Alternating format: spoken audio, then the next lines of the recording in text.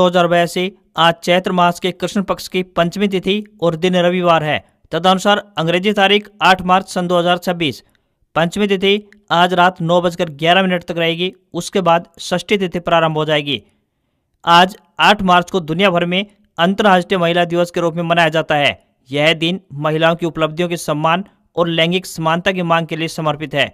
यह दिन महिलाओं के खिलाफ होने वाले भेदभाव को खत्म करने, उनके स्वास्थ्य, शिक्षा और समान वेतन जैसे अधिकारों के प्रति जागरूकता फैलाने का अवसर है। सबसे पहले आज की सुर्खियां। तेल कंपनियों ने बुकिंग नियमों में किया बड़ा बदलाव। अब इतने दिन बाद मिलेगा दूसरा गैस सिलेंडर। हरियाणा में 1 अप्रैल से बदलेगा एडमिशन नियम, नई गाइडलाइन हुई जारी। भिवानी की मनीषा टीचर को इंसाफ दिलाने के ढाणी लक्ष्मण से यात्रा शुरू। सैकड़ों महिलाएं, युवा भिवानी के लिए रवाना। 9 मार्च को डीसी को देंगे ज्ञापन। डेरा सच्चा सौदा प्रमुख गुरमीत राम रहीम को हाईकोर्ट से मिली बड़ी राहत। 24 साल पुराने हत्याकांड मामले में किया बरी। HKRNL कर्मचारियों के लिए बड़ा फैसला। 5 साल सेवा करने वालों को ही नौकरी की गारंटी, बताएंगे पूरी अपडेट। हरियाणा के नए जिले में घर खरीदने का सुनहरा अवसर। नए सेक्टर विकसित करेगा हरियाणा शहरी विकास प्राधिकरण। 19 अप्रैल से शुरू होगी 4 धाम यात्रा। जानेंगे ऑनलाइन व ऑफलाइन रजिस्ट्रेशन की पूरी प्रक्रिया। NH 48 पर मसाणी बैराज के पास से खत्म होगा ट्रैफिक जाम। 3 लेन की नई सड़क होगी तैयार। स्क्वाड्रन लीडर अनुज का राजकीय सम्मान से अंतिम संस्कार। रोहतक में छोटे भाई ने दी मुखाग्नि। प्लेन क्रैश में शहीद हुए। मशहूर बॉलीवुड सिंगर और रैपर बादशाह की बड़ी मुश्किलें। विवादित गीत टटीरी पर हरियाणा पुलिस का बड़ा एक्शन। जारी हुआ लुकआउट नोटिस। भारत में पेट्रोल डीजल के दाम नहीं बढ़ेंगे। सरकार ने हॉर्मुज रूट प्रभावित होने पर नए रास्तों से कच्चे तेल की सप्लाई 10% बढ़ाई। और डिजिटल फ्रॉड होने पर 25,000 रुपए तक का मुआवजा मिलेगा। RBI का नया ड्राफ्ट फ्रेमवर्क तैयार। और अब खबरें विस्तार से।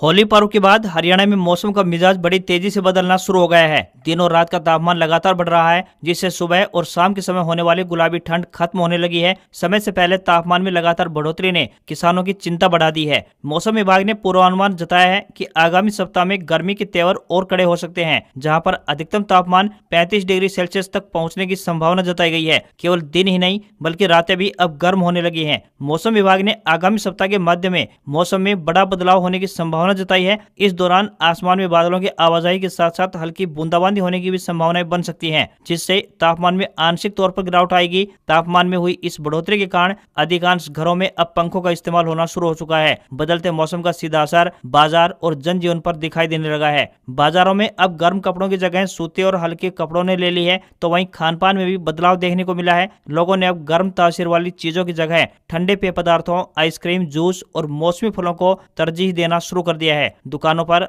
अब ठंडी चीजों की मांग बढ़ने लगी है।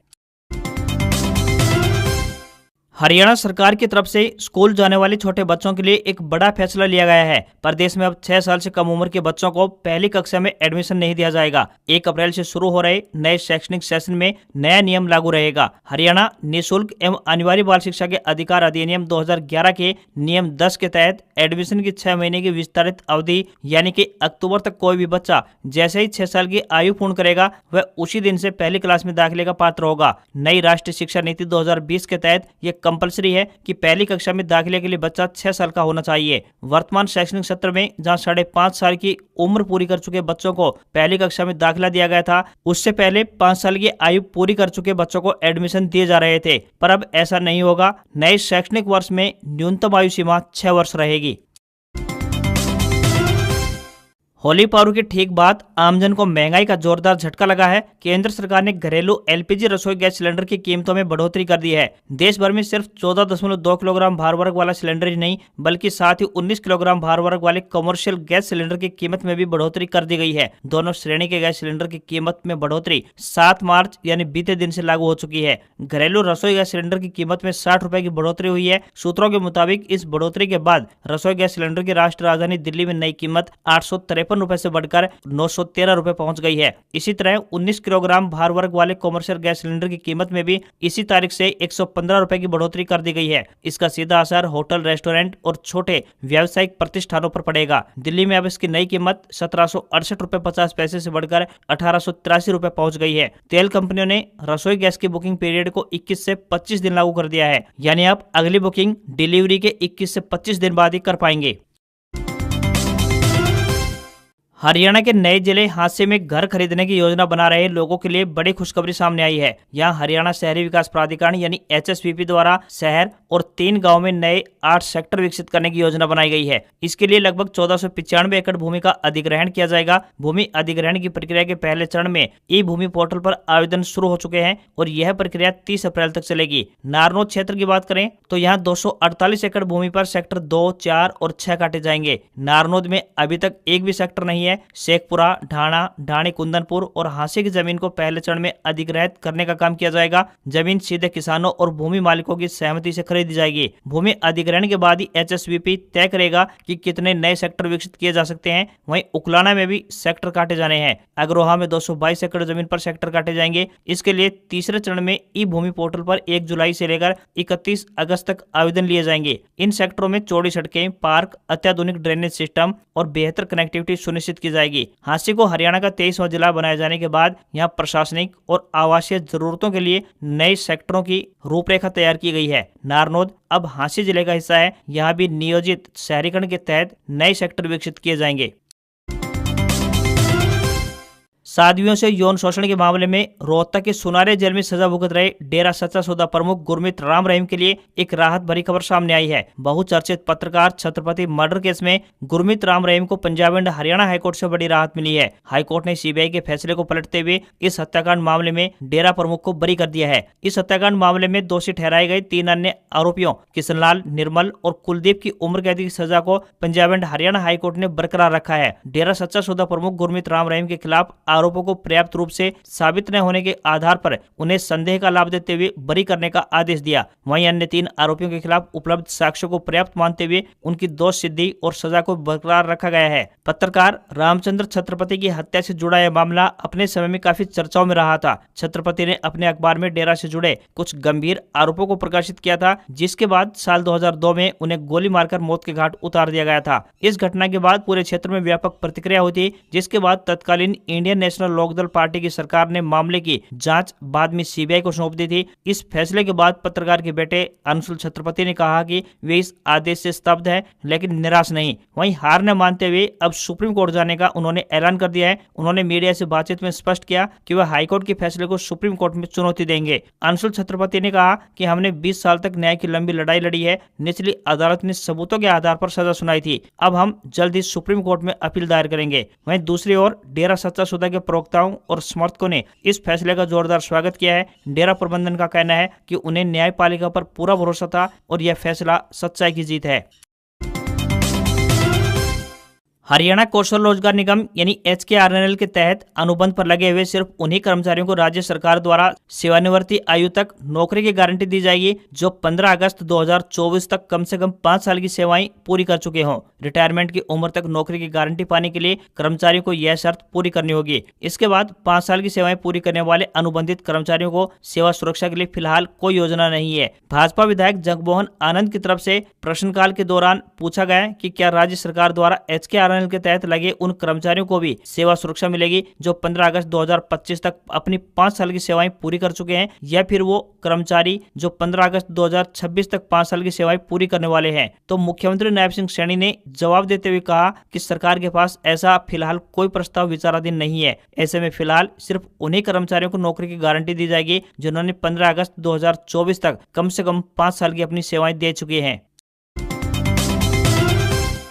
मनीषा को न्याय दिलाने की मांग को लेकर शनिवार को भिवानी जिले के गांव ढाणी लक्ष्मण गांव से न्याय यात्रा शुरू की गई। यह यात्रा गांव से भिवानी की ओर रवाना हुई, जिसमें सर्व समाज के सैकड़ों लोग शामिल हुए। यात्रा में महिलाओं, बुजुर्गों, युवाओं और बच्चों की भी बड़ी संख्या देखने को मिली। यात्रा की अध्यक्षता सर्व समाज न्याय संघर्ष समिति के कन्नी प्रधान सतवीर बुढ़ेड़ा ने की। यात्रा शुरू होने से पहले गाँव में लोगों ने मनीषा के परिवार को जल्द न्याय दिलाने और दोषियों के खिलाफ सख्त कार्रवाई की मांग उठाई। लोगों का कहना है कि मनीषा का परिवार पिछले करीब 8 महीने से न्याय के लिए संघर्ष कर रहा है, लेकिन अब तक उन्हें न्याय नहीं मिल पाया है। इसी को लेकर सर्व समाज के लोगों ने एकजुट होकर न्याय यात्रा निकालने का निर्णय लिया। समिति के सदस्यों ने बताया कि मामले की जांच CBI को सौंपी गई थी, जिसके लिए 90 दिन की समय सीमा तय की गई थी। हालांकि यह अवधि करीब 1.5 महीने पहले ही पूरी हो चुकी है, लेकिन अब तक जांच पूरी होने या फिर दोषियों के खिलाफ किसी भी तरह की ठोस कार्रवाई की जानकारी सामने नहीं आई है। इसी को लेकर लोगों में रोष बना हुआ है। यह न्याय यात्रा ढाणी लक्ष्मण गाँव से शुरू होकर आसपास के गाँव से होते हुए भिवानी पहुंचेगी। सकेगी।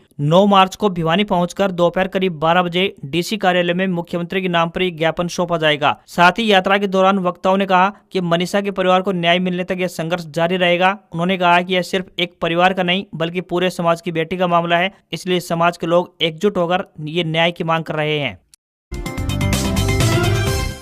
भारतीय रिजर्व बैंक यानी आरबीआई ने डिजिटल ट्रांजैक्शन में होने वाले फ्रॉड से ग्राहकों को बचाने के लिए एक नया ड्राफ्ट फ्रेमवर्क जारी किया है। इसके तहत अगर किसी ग्राहक के साथ डिजिटल धोखाधड़ी होती है तो वह इसकी तुरंत रिपोर्ट करता है तो उसे 25,000 रुपए तक का मुआवजा मिल सकता है। नए नियमों का उद्देश्य बैंक शिकायतों के निपटारे में लगने वाले समय को कम करना और छोटे मूल्य के फ्रॉड के लिए एक बेहतर मुआवजा मैकेनिज्म तैयार करना है। आरबीआई ने इस ड्राफ्ट पर जनता और स्टेक होल्डर्स से 6 अप्रैल 2026 तक अपने सुझाव मांगे हैं। इसके बाद सरकार इसे लागू कर देगी। प्रस्तावित नियमों के अनुसार यदि 50,000 रुपए तक का डिजिटल फ्रॉड होता है और ग्राहक समय पर इसकी सूचना दे देता है तो उसे नुकसान का 85% या 25,000 जो भी कम हो वापस मिल सकता है। आरबीआई का मानना है कि इससे न केवल ग्राहकों का भरोसा बढ़ेगा बल्कि डिजिटल पेमेंट इकोसिस्टम और भी सुरक्षित होगा। यह मुआवजा मैकेनिज्म लागू होने की तारीख से 1 साल तक प्रभावी रहेगा, जिसके बाद इसके अनुभवों के आधार पर इसके आगे की समीक्षा की जाएगी। उदाहरण से समझ सकते हैं कि फ्रॉड होने पर आपको कितना पैसा वापस मिलेगा। पहली स्थिति यह है कि अगर 10,000 रुपए का आपका फ्रॉड हुआ है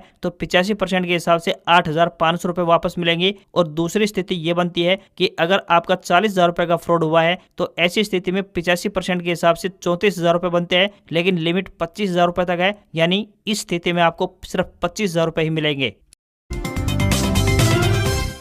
असम में सुखोई फाइटर प्लेन क्रैश में शहीद हुए एयरफोर्स के स्क्वाड्रन लीडर अनुज शर्मा का शनिवार को राजकीय सम्मान के साथ अंतिम संस्कार किया गया। रोहतक के ककराना गांव में अनुज के छोटे भाई मनुज ने उन्हें मुखाग्नि दी। अनुज का शव दोपहर को उनके पैतृक गांव ककराना पहुंचा, जहां परिवार के सदस्य ने उनके अंतिम दर्शन किए। उन्हें श्रद्धांजलि देने के लिए रोहतक से कांग्रेस सांसद दीपेंद्र हुड्डा और मंत्री अरविंद शर्मा भी पहुंचे। अनुज शर्मा का रिश्ता तय हो गया था और परिवार के लोग सगाई व शादी की तैयारियों में जुटे थे, लेकिन इससे पहले ही वे शहीद हो गए। अनुज से जिसकी शादी होनी थी वह भी एयरफोर्स में पायलट है। अनुज के अंतिम संस्कार के बाद मंत्री अरविंद शर्मा ने कहा कि यह शहादत देश के लिए बहुत बड़ी क्षति है। आज पूरा देश शोक में डूबा हुआ है। इस शहादत ने ककराना गांव का नाम बहुत ऊंचा किया है। उनकी शहादत का वर्णन करने के लिए हमारे पास शब्द नहीं है। अनुज शर्मा के पिता आनंद शर्मा भारतीय सेना में सूबेदार के पद से रिटायर हुए हैं। भारतीय वायुसेना के मुताबिक Su-30 MK लड़ाकू विमान ने असम के जोरहाट एयरबेस से गुरुवार शाम रेगुलर प्रैक्टिस के लिए उड़ान भरी थी। इसमें स्क्वाड्रन लीडर अनुज वशिष्ठ और फ्लाइट लेफ्टिनेंट पूर्वेश दुरागसर सवार थे। उड़ान के कुछ समय बाद ही शाम तकरीबन 7:42 पर विमान का एयर ट्रैफिक कंट्रोल यानी ATC से संपर्क टूट गया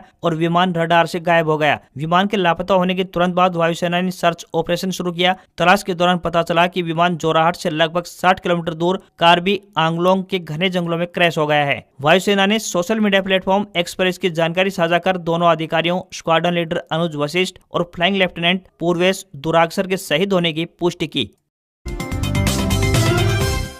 मशहूर बॉलीवुड सिंगर और रैपर बादशाह अपने नए हरियाणवी गाने टटेरी को लेकर कानूनी मुश्किलों में फंस गए हैं। बादशाह का नया गाना टटेरी रिलीज होते ही विवादों के केंद्र में आ गया। इस गाने पर मुख्य रूप से 3 बड़े आरोप लगे हैं। गाने की बोल को महिलाओं के प्रति अभद्र और गरिमा को ठेस पहुंचाने वाला माना गया है। हरियाणा राज्य महिला आयोग ने इसे अश्लील और ऑब्जेक्टिफाई करने वाला बताया है। वीडियो में नाबालिग छात्राओं को स्कूल यूनिफॉर्म में बस की छत पर नाचने और स्कूल बैग फेंकते हुए दिखाया गया है, जिस पर बाल अधिकार संरक्षण आयोग ने आपत्ति जताई है। जींद रोडवेज के महाप्रबंधक की शिकायत पर भी मामला दर्ज हुआ है, क्योंकि वीडियो में बिना अनुमति के हरियाणा रोडवेज की बस का इस्तेमाल किया गया था। विवाद बढ़ने पर हरियाणा के जींद, नरवाना और पंचकुला समेत कई थानों में बादशाह के खिलाफ शिकायतें दर्ज की गई। पुलिस ने त्वरित कार्रवाई करते हुए सिंगर के खिलाफ लुकआउट नोटिस जारी किया ताकि वे जांच में शामिल होने से बच न सकें। हरियाणा के शिक्षा मंत्री महिपाल डांडा ने भी इसे प्रदेश की संस्कृति का अपमान बताते हुए कड़ी जांच के आदेश जारी किए हैं। शिकायतों और विवाद के बाद डिजिटल प्लेटफॉर्म्स ने भी इस पर एक्शन लिया है। जानकारी के मुताबिक इस गाने को यूट्यूब से ब्लॉक या डिलीट कर दिया गया है।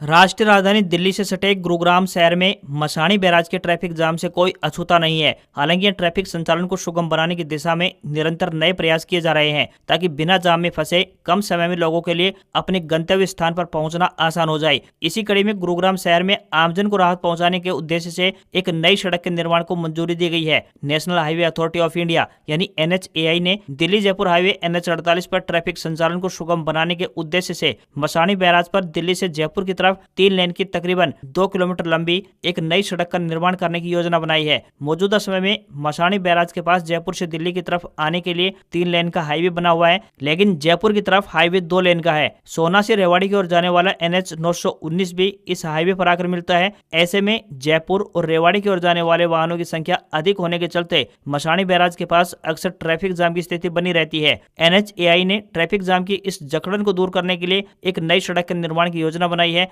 इसके लिए वन विभाग ने तकरीबन 2.2 एकड़ जमीन देने का आग्रह किया गया है।